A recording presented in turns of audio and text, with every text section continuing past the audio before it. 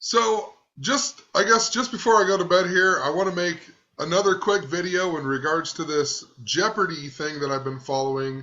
This lady who supposedly had cancer and then died before the episode of Jeopardy that she was on aired. And it's a completely bogus story. Every episode that she's been on has been scripted by the numbers. I'll leave a link in the description, or I'll leave two links in the description of the last two videos I've made on this. But it's definitely scripted by the numbers, and this lady just keeps on winning.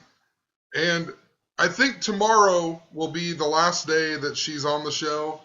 But, possibly she's going to win 44 episodes in a row or some weird stuff like that. Because cancer in gematria equals 44, chemo equals 44, cigarettes 44, kill 44. And I'll show you why in a second. So let's just look at some of the things that I talked about in this post. The first thing that I noticed on this episode was that she's wearing this shirt with cherries all over it. And in gematria, if you write out cherry, it equals 41. And the big thing in this story was that she died at the age of 41.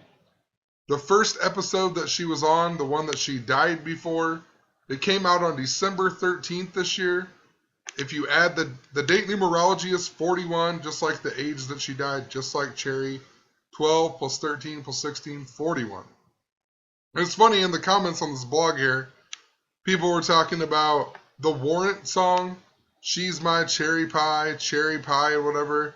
And if you go from the day that song came out to the day of this third episode with her wearing the cherry shirt, a span of 9,595 days, 95. In gematria, if you write out warrant, it equals 95. So pretty interesting.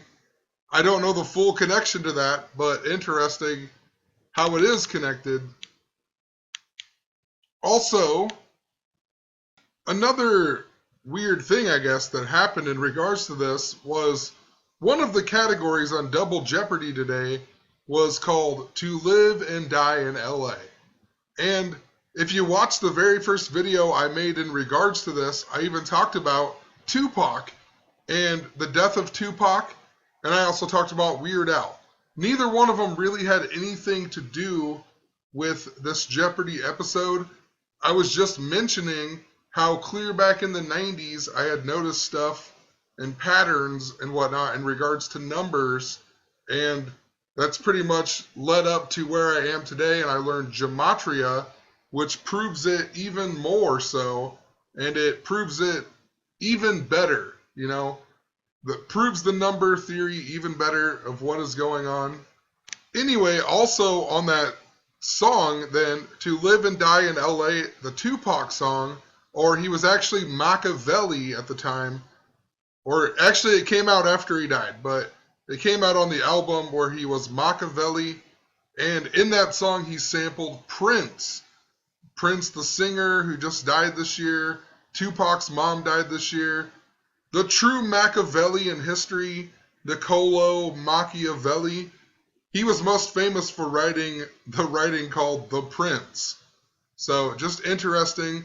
This category on Jeopardy called To Live and Die in LA, something I mentioned in the very first episode before even the first episode of this Jeopardy thing came on. So, I mean, it's just very strange, What are the odds of that? You know what? In regards to Warrant, too, just throwing this out here, in regards to Warrant equaling 95, my name also equals 95 in gematria. I mean, my full name equals 95. And if you just read out Dan Barrett, what I have on YouTube, it equals 95. So just pretty strange stuff. And then this same, this, I don't know, it just blows me away. This category comes up on Jeopardy. The first question that was even asked in this category was about the Notorious B.I.G., Big Papa, and the middle girl on whatever her name was. Actually, it was the Sarah girl. And she said, she guesses the answer and says, who is Tupac? And I'm like, I seriously laughed out loud. Who knows why, but it's like, even somebody who's 10 years younger than me, or, you know, even my mom knows it's not Tupac. I mean, who says that? I don't know. Maybe I'm just being a dick or something, but Tupac Shakur, this is the funniest thing I ever heard in my life. Nobody calls it. Everybody knows who Tupac is, don't they? Honestly, I think my grandma knows who Tupac is, not Tupac. So, I mean, I don't know. It just made me laugh so hard. And so she gets it wrong. And then Cindy Stowell says who is Biggie Smalls and gets it right. And I looked up Tupac again, and I noticed that Tupac Shakur equals 40, just like Jeopardy, just like Alex Trebek. I mean, so super interesting that I would even bring this up in the first place. You know, I no idea. I just randomly brought up Tupac because it was something that at first got me interested in these numbers. I even mentioned the 7-day theory and whatnot, and then that's what the album that this song is on, To Live and Die in LA, the 7-day theory, Machiavelli. So, going into Final Jeopardy then, Cindy Stowell is behind everybody. She's in third place. She has $5,300. Remember, Cindy Stowell in Gematria equals 53. So how fitting that she has $5,300 going into Final Jeopardy. The answer to the final question was Mad Men, and it was something to do with how this New York City TV show moved their address. I don't know, I've never watched the show before, but the answer was Mad Men, and then Alex Trebek even goes on to say, yes, Madison Avenue, known for advertising. And if you write out Madison Avenue in Gematria, it equals 53.